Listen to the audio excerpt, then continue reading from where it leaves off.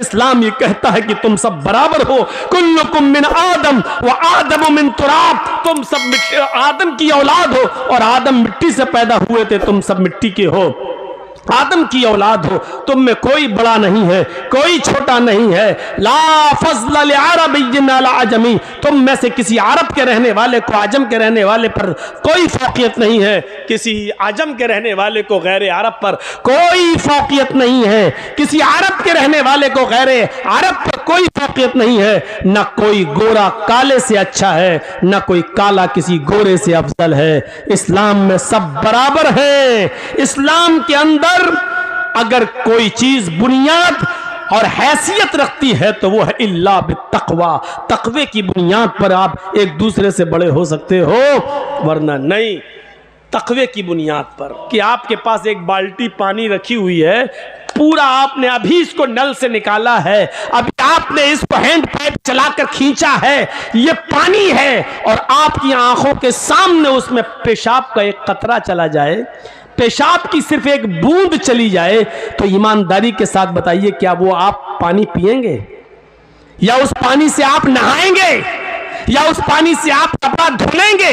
अगर आपकी आंखों के सामने उसमें पेशाब की एक बूंद चली जाए तो नहीं, क्योंकि आप जानते हैं पूरी एक बाल्टी पानी पाक है, लेकिन उस एक कतरे ने, पानी के पेशाब के कतरे ने पूरी बाल्टी पानी के को नापाक कर दिया है। चूंकि वो माए कलील है इसलिए वो नापाक माना जाएगा। तो मेरे भाइयों, इसी तरीके से 99 रुपए में 1 रुपया आपने हराम का मिला दिया तो वो 100 रुपए भी अब आपके हराम के हो गए। वो कुर्ता, वो कमीज, वो पंजाबी, वो लुंगी, जो भी चीज आप उससे खरीदेंगे और उसको पहनकर नमाज पढ़ेंगे तो अल्लाह के यहां कबूल नहीं होगी। ये तक़वे की एक मिसाल है, कैसे बचना है।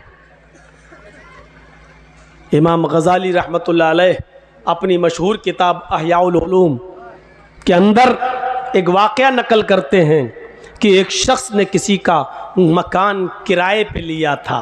होता नहीं, हम लोग रेंट पे ले लेते हैं, चलो हम यहाँ रहेंगे, रह लिए। रेंट पर, किराए पर मकान खरीदा था। उस बुजुर्ग ने कोई लेटर लिखा, लेटर, खत। उस जमाने में लकड़ी का पेन चलता था, लकड़ी का कलम, और स्याही से, इंक से लिखा जाता था डुबो डुबो कर। उसने सोचा कि अभी ये ताज़ा ताज़ा खत लिखा है, इस इंक को खुश्क करने की ज़रूरत है। तो वो जिस किराए के मकान में रहता था, उस किराए के मकान से थोड़ी सी मिट्टी उसने उठा ली और कागज़ पर डाल दी ऐसे, ताकि वो इंक जल्दी सूख जाए, खुश्क हो जाए। उसने सोचा थोड़ी सी मिट्टी लेने में हर्ज किया है, ये मकान अगरचे मेरा नहीं है, थोड़ी सी मिट्टी तो ले रहा हूं। मिट्टी, जमीन पर पड़ी हुई मिट्टी, उसने उसको लिया और लेटर पर, कागज पर ऐसे डाल दिया।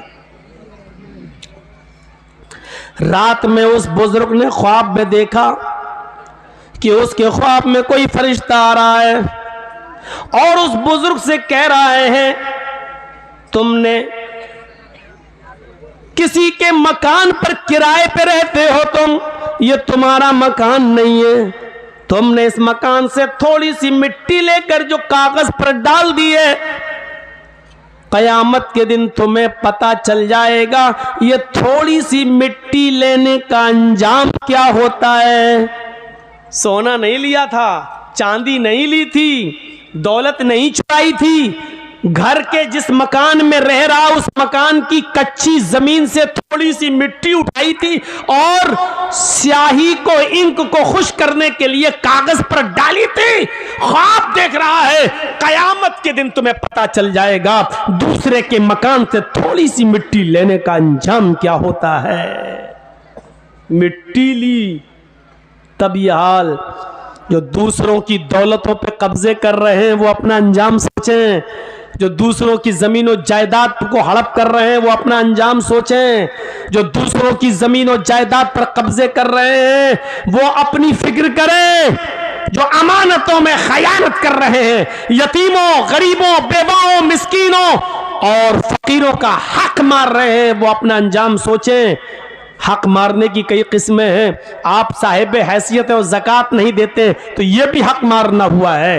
आपके पास 1 लाख रुपया है और उस 1 लाख रुपए पर 1 साल गुजर चुकी है, अगरचे उस 1 लाख रुपए में 7.5 तोले सोना यानी 85 ग्राम सोना नहीं आ रहा है, लेकिन 52.5 तोले चांदी तो आ सकती है। यानी 1 लाख रुपए में 52.5 तोले चांदी आ सकती है और इतना पैसा तुम्हारे पास है और 1 साल गुजर चुकी है, तो आप पर 1 लाख रुपए में 2,500 रुपए ज़कात बनती है जो आप गरीबों को देंगे। अगर आप नहीं देते हैं तो ये गरीबों का हक मार रहे हैं। जब छोटी सी थोड़ी सी मिट्टी लेने का अंजाम ये है तो आप गरीबों का, मिस्कीनों का हक मारकर ज़कात अदा नहीं कर रहे हैं। तो हम और आप अपने अंजाम के बारे में फिक्र लगाएं कि हमारा और आपका अंजाम क्या होगा अगर हम अपने माल की पूरी पूरी ज़कात नहीं देते हैं। तो यह हक मारना ही है। शराब की हुर्मत का ऐलान करते हैं अल्लाह के नबी सल्लल्लाहु अलैहि वसल्लम। लड़कियों को जो जिंदा दफन किया जाता था, आपने लड़कियों के मकाम और मर्तबे को बुलंद किया। किसी हदीस में नहीं आता जो अपने लड़कों को पालेगा, पोसेगा, पढ़ाएगा, लिखाएगा और उनका निकाह कर देगा, अल्लाह उसको जन्नत में मेरा पड़ोसी बनाकर रखेगा। ये कहीं नहीं कहा तो अल्लाह के नबी ने क्या कहा? जिन लड़कियों को जिंदा दफन कर दिया जाता था, 4-4 साल पाल पोस कर जिनको पकड़कर दफन कर दिया जाता था, नबी अकरम सल्लल्लाहु अलैहि वसल्लम उन लड़कियों को इज्जत देते हैं जिस बाप की 3 बेटियां होंगी और जिसने उनको पाला होगा, बड़ा किया होगा, उनको पढ़ाया होगा, उनको अच्छा अदब सिखलाया होगा। अल्लाह के नबी फरमाते ये तीनों बच्चियां, फिर उसने जिनकी शादी कर दी होगी, उन बच्चियों का निकाह कर दिया होगा, उनका घर बसा दिया होगा, उनको दीनदार लड़कों के निकाह में दे दिया होगा। कयामत के दिन ये बच्चियों का बाप इन 3 लड़कियों की शादी कराने वाला कयामत के दिन मेरा पड़ोसी बनकर रहेगा। फिर आपने फरमाया जिसकी 2 बेटियां हैं, 2 बेटियों को पढ़ाने और लिखाने वाला भी कयामत के दिन मेरा पड़ोसी बनकर रहेगा। फिर एक सहाबिया उठी रोती हुई कहने लगी, अल्लाह के नबी मेरे पास तो 3 बेटियां नहीं है, 2 भी नहीं है, मेरे पास तो 1 ही है। अल्लाह के नबी फरमाते हैं एक बेटी को ही पढ़ा लिखा, अच्छा अदब सिखला, उसकी शादी किसी दीनदार लड़के के साथ बालिग हो जाने के बाद कर दे, वो 1 बच्ची की परवरिश करने वाला भी कयामत के दिन मेरा पड़ोसी बनकर रहेगा। मेरे भाइयों, जन्नत की बशारत लड़कियों की परवरिश पर अल्लाह के नबी सल्लल्लाहु अलैहि वसल्लम दे रहे हैं। यहां हम अंदाजा लगाएं, हजरत उमर जब मिंबर पे खड़े हुए और नई कमीज पहनकर खुतबा देने लगे तो एक नौजवान उठा और कहने लगा, उमर खुतबा देना बंद कर, तकरीर करना बंद कर, खुतबा नहीं देने दूंगा। हजरत उमर ने कहा क्यों, वजह क्या है? कहा पहले इस बात का हिसाब दो, ये नया कुर्ता तुम्हारे पास कहां से आया? तुम्हारी तनख्वाह बैतुल माल से इतनी नहीं है कि तुम नई कमीज सिला सको, आज नया कुर्ता तुम्हारे पास कहां से आया? हजरत उमर कहने लगे कि इसकी सफाई मेरा बेटा देगा। हजरत उमर फारूक का बेटा उठता है, सफाई पेश करता है कि बैतुल माल में जो चादरें आई थी वो सारे मुसलमानों में तकसीम होना थी, 1-1 चादर सबको मिली, मेरे बाप को भी 1 चादर मिली, मेरे बाप ने उसी चादर की कमीज बनवा ली है।